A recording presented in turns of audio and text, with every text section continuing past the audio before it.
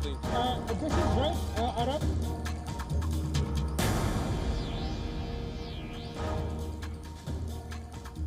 Hello and welcome to WION Live Broadcast from Washington, D.C. I'm Simon Marks. In this bulletin, we'll get you a roundup of stories developing around the world. First up, the day's top headlines.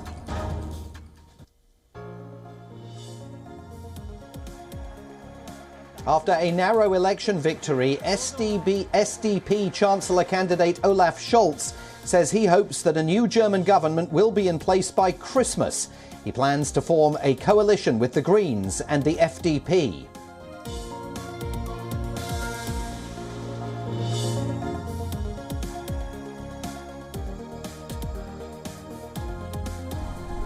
The United Kingdom's gas crisis deepens. Britons engage in panic buying as thousands of petrol stations in Britain run dry due to supply disruption.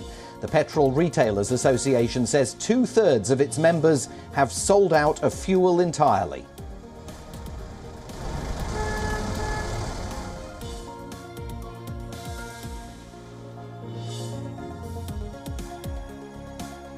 Russia issues a warning over the expansion of NATO's military infrastructure in Ukraine, saying it crosses a red line for President Vladimir Putin.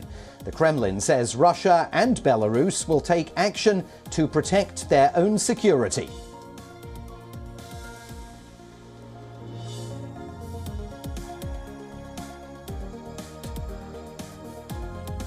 Turkish President Recep Tayyip Erdogan says he expects the government in Afghanistan to be inclusive before any agreement can be struck about operating Kabul's strategically vital airport.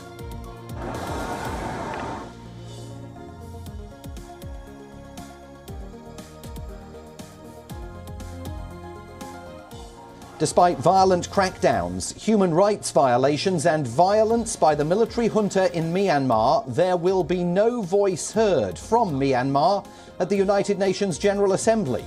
Reports say an agreement has been reached between the US, Russia and China that will prevent Myanmar's ambassador from speaking.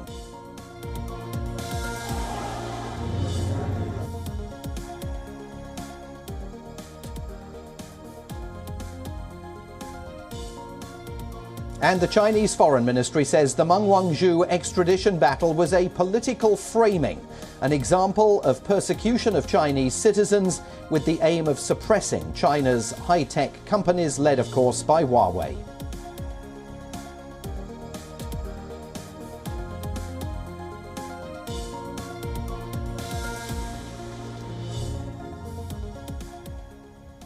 Let's begin with an update on Germany's very closely contested election.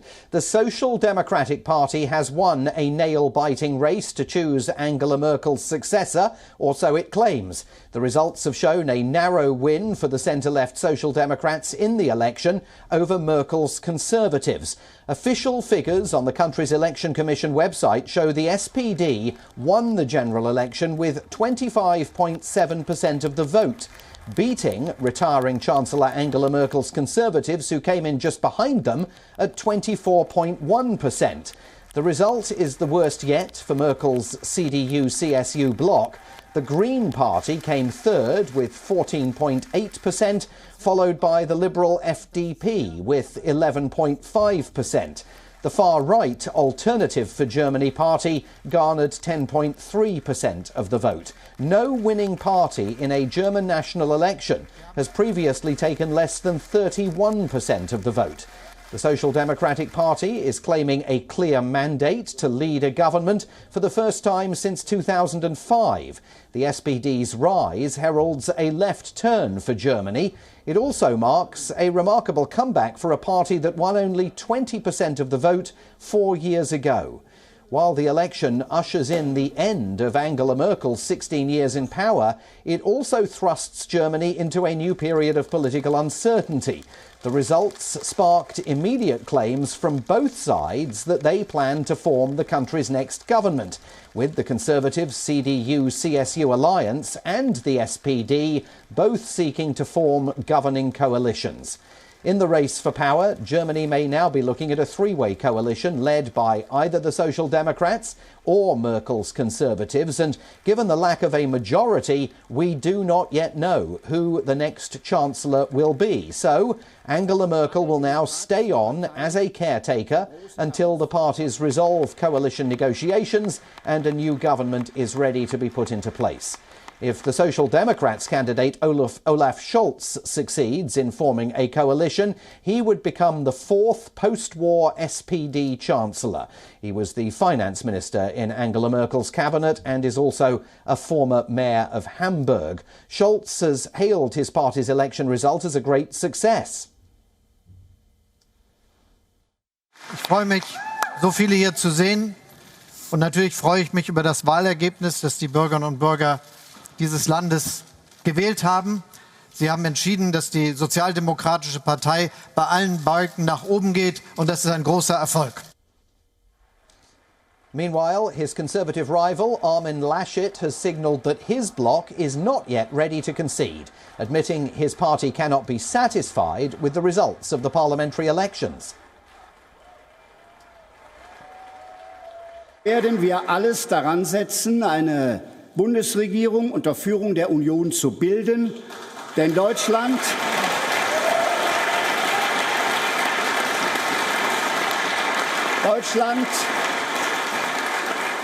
braucht jetzt eine Zukunftskoalition, die unser Land modernisiert. WION's correspondent in Berlin, Trent Murray, sent us this report earlier. A catastrophic result, really, for Angela Merkel's CDU Conservative Party. They got the lowest vote share since 1949 for their party. So a lot of disappointment there. After 16 years of having her lead that party, they have become very accustomed to winning. So they are quite shell-shocked, really, that they are now in a position where they have come second. So the name of the game now, really, as you said in your introduction, is all about the coalition building, parties talking to one another to try and reach 50% on the floor of Parliament and then elect a new Chancellor. It's really important to note here that even though the SPD and the centre-left got the most number of votes, that does not guarantee that Olaf Scholz will become the next Chancellor. Germans don't directly elect their Chancellor. It's not like a presidential system in the United States where whoever gets the most votes wins.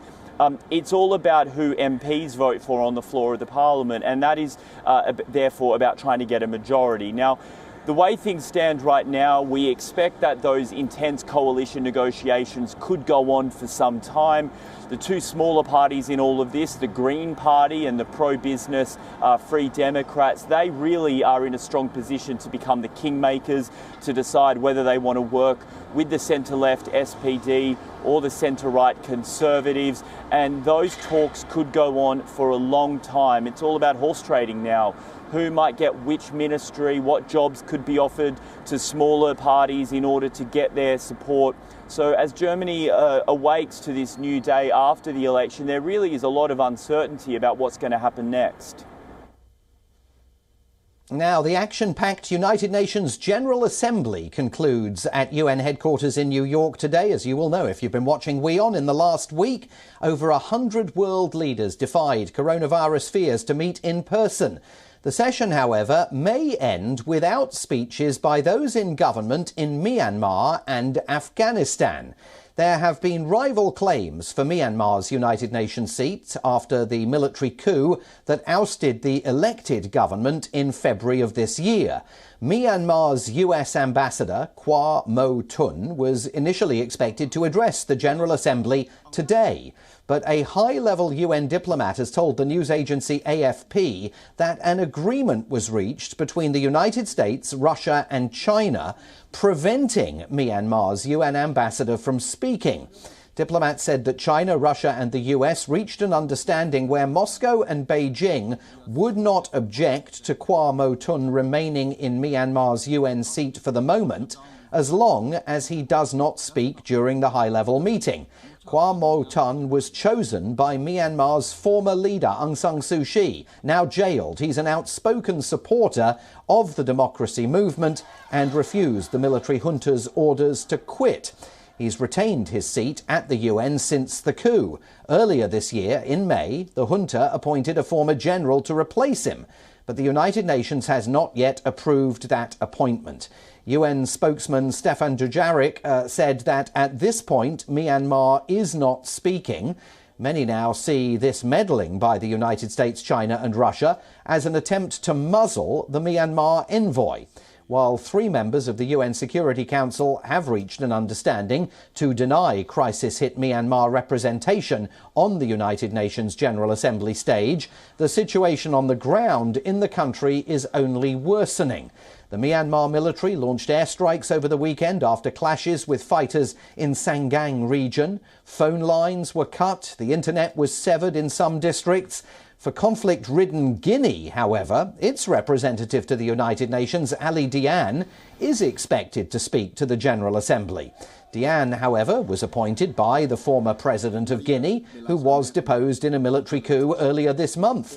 The UN representative of Afghanistan's former regime, who was earlier thought likely to address the General Assembly, will now not be doing so. Afghanistan's name was removed just a short while ago from the official UN list of speakers for Monday. There has been a huge controversy over Afghanistan's representation at the UN. The Taliban wrote a letter to UN Secretary-General Antonio Guterres requesting their representative should participate at the General Assembly. The letter stated that Ghulam Isaaqzai, who was Afghanistan's UN envoy under the Ashraf Ghani government, no longer represents the country. The plea was due to be considered by a committee that included the United States, Russia and China, but a UN official told AFP that that meeting didn't take place. A UN diplomat said the Taliban sent their request to New York too late. Well, Afghanistan will no longer be speaking at the United Nations General Assembly. Today is the last day of the high-level week, and Afghan Republic appointed envoy Ghulam Isaaqzai was expected to speak at the General Assembly. Now, updated schedule shows there is no representation from Afghanistan. We know that development coming in the backdrop of Taliban appointed Foreign Minister sending a letter to the United Nations saying that Sohail Shaheen, the spokesperson, will be Taliban's envoy to the United Nations. The Credential Committee is still has to take the decision regarding the representation of Afghanistan. We know that it's just not Afghanistan, but Myanmar also had withdrawn from the list of speakers at the United Nations General Assembly.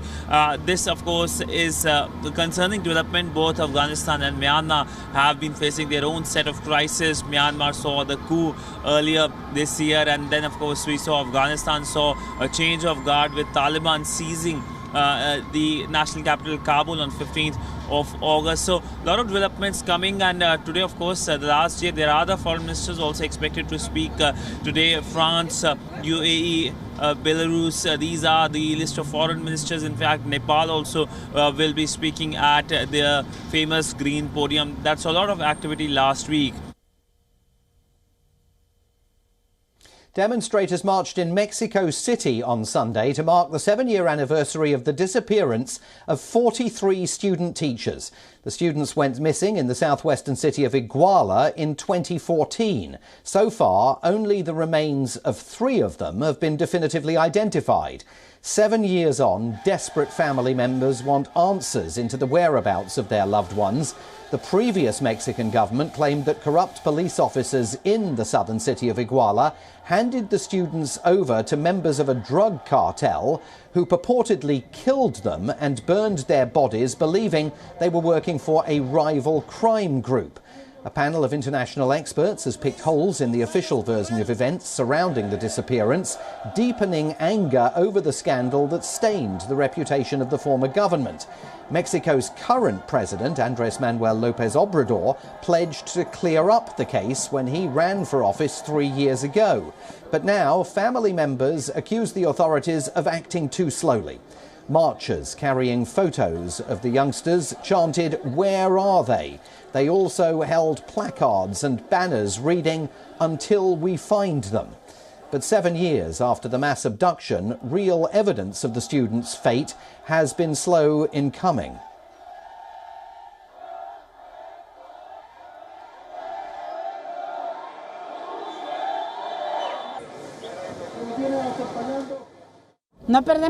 We haven't lost faith as mothers. We have faith that our children will be found. But we aren't the same as when we started this fight. More of us are sick. Other parents have passed on. This is all suffering for us as mothers.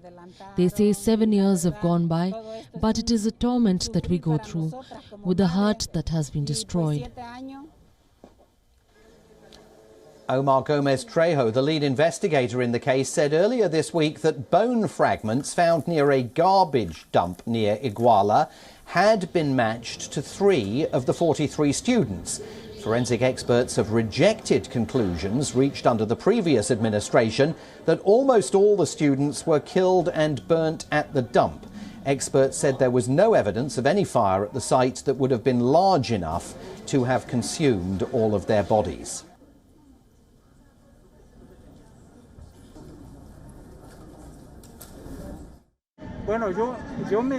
I joined the call made some years ago by the parents that the students should not be declared dead until there is a real investigation that proves that the students have really been incinerated.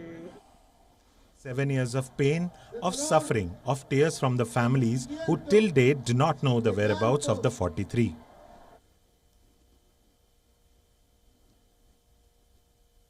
As thousands of Haitians continue to flock to the southern US border, back home, Haitians marched in the capital of Port-au-Prince to protest against the deportations of Haitian migrants by the United States. This after thousands of Haitian migrants were deported back to their country or deported to Mexico by the United States. Nearly 30,000 migrants had gathered at the Mexico-US border, trying to enter the country in search of a better life. Images from the border sparked sorrow and anger back at home, visuals emerging of a border guard on horseback using his reins to contain Haitian migrants.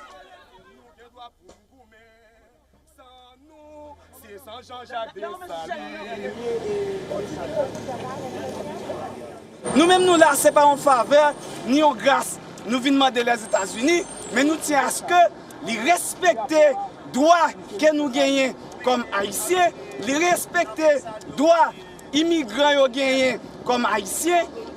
Donc, il faut que la loi sur l'immigration soit applicable pour Haïtiens, même gens li applicable pour tout l'autre pays dans le monde. Yo maltraité yo bat yo mettez en prison, yo chambre froide. Après ça, yo mettez minette dans yo mettez yo dans avion, yo expulsé en Haïti. C'est une violation que nous dit ça et yo violé convention internationale côté tout pays le monde a signé des lois sur l'immigration. Those migrants who have been deported to Haiti have found themselves returning to a capital more dangerous than the one they fled. Port-au-Prince is now filled with smoke and gunfire, its police force unable to cope, and gangs controlling entire sections of the city. Police stations have been looted, traffic circles have seen burnt tyres and material filled up in makeshift barricades. But Haiti has been a country embroiled in turmoil for many years. Even before the assassination of President Jovenel Moïse, the government was weak, the judicial authorities ineffective, Congress disbanded, and the legislative building pockmarked by bullets. And even though there is now a new Prime Minister, the government continues to remain largely absent. Most of the residents of Port-au-Prince have no access to basic public services, no drinking water nor electricity. Many of these people are out of reach, even for humanitarian aid organizations. According to the United Nations, more than 18,000 people have been displaced in the Haitian capital since gang violence began to rise in May. Of these, the International Organization for Migration says it only has access to about 7,000 people. Amid the crisis, many Haitians continue to arrive at the US border. Many of them previously lived in Brazil and Chile, while others transited through the South American countries. They are escaping poverty in a country afflicted by earthquakes, corruption, and now, of course, a presidential assassination.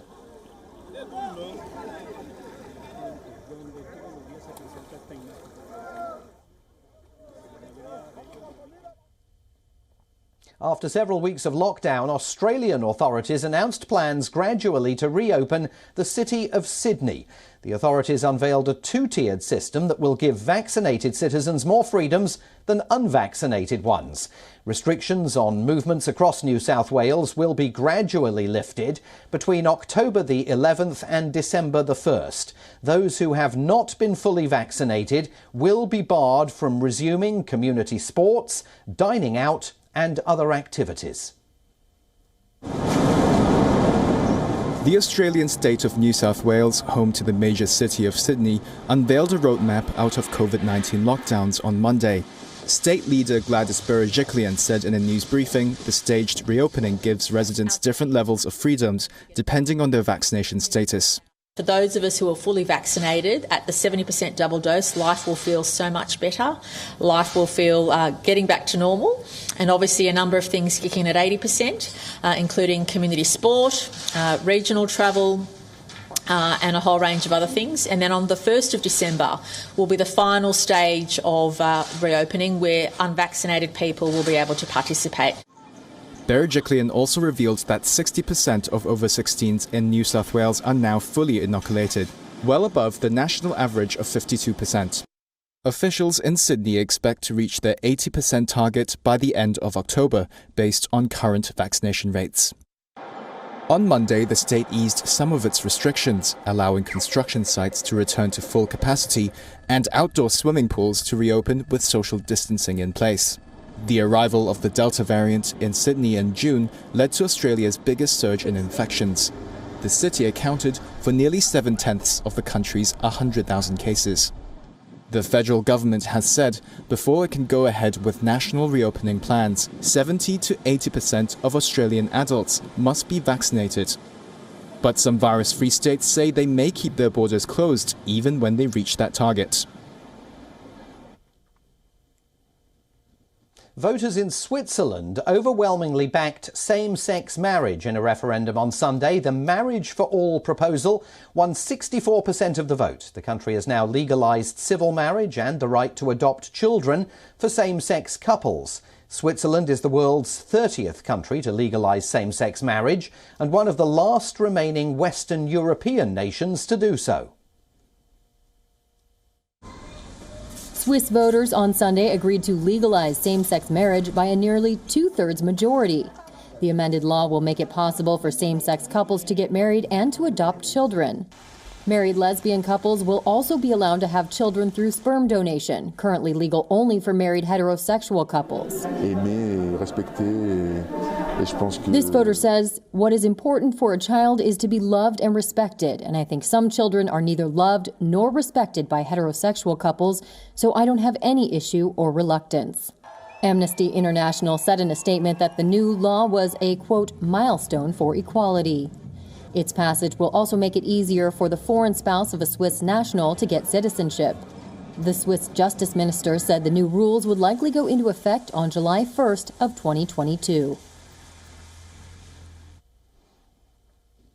Finally today, along with his usual holiday companion, the Russian Defense Minister Sergei Shoigu, Russian President Vladimir Putin went hiking and fishing in Siberia earlier this month.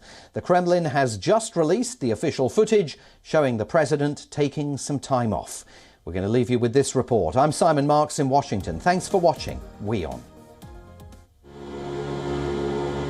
Driving a boat, walking through lush meadows, standing by the riverside and catching a fish. These visuals of Russian President Vladimir Putin were released by the Kremlin. Putin spent several days hiking, fishing and camping in Siberia earlier this month. The Siberian red deer, huge ones. I haven't seen ones like these before. We were lucky they didn't hit us. They were running so fast and jumping. They should take part in the Olympics. They would be the best. Putin was joined by Defense Minister Sergei Shoigu, his usual holiday companion in the taiga forest. He made the trip following a visit to the Russian Far East for the Eastern Economic Forum in Vladivostok.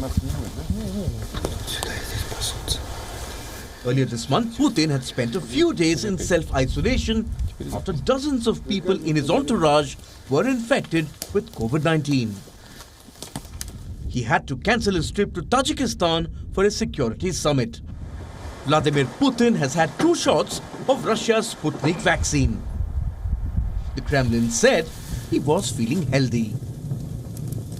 Bureau Report, WION World is One.